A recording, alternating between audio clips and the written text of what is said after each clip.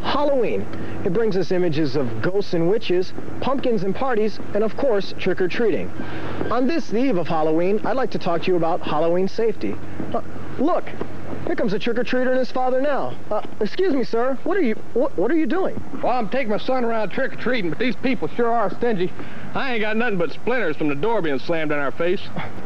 Well, sir, don't you know that Halloween isn't until tomorrow? Well, I know that, but I figured I'd get my son to have a jump on the other kids, a little bit more candy than the rest of them get.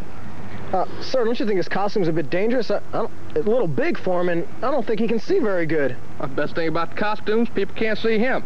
Boy, it'd scare half the other kids in this neighborhood to death. Looks like his mom. Well, sir, I think you should go home this evening and watch this week's segment of Police News, because we're going to have some Halloween safety tips on. Police News? Well, that's my favorite program. I love it. I want you to get that big guy on here next week, though. Okay. The large one. Okay, sir, thank you very much. You're welcome. Yes, Halloween is exciting and frightening, but not because of the ghosts and goblins, but because of the real dangers that Halloween brings us. Here are several things that can be done to ensure your child's safety. Parents, you should discuss trick-or-treating with your children. Tell them the do's and don'ts and have them follow a pre-planned, well-lit route within the neighborhood. If possible, parents or a responsible adult should accompany children while trick-or-treating.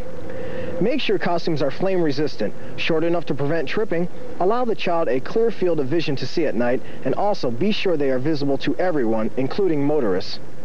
Only give or accept wrapped or packaged candy, and warn your children against the dangers of eating their treats until you have inspected the contents of their bag. Do not trick-or-treat at a house in which the lights are out, or if no one appears to be at home. Also, it's a good idea to carry along a flashlight for additional safety. And finally, this year's trick-or-treating hours for the children of the Berlin American community are scheduled from 6 to 8 on Halloween night. A reminder for everyone who will be driving, please be extra cautious and aware of your surroundings. Children will be out everywhere. By taking preventive measures to ensure your child's safety, you can make this Halloween a more enjoyable one for your children and yourself. For AFN Police News, I'm Army Specialist Victor Cera.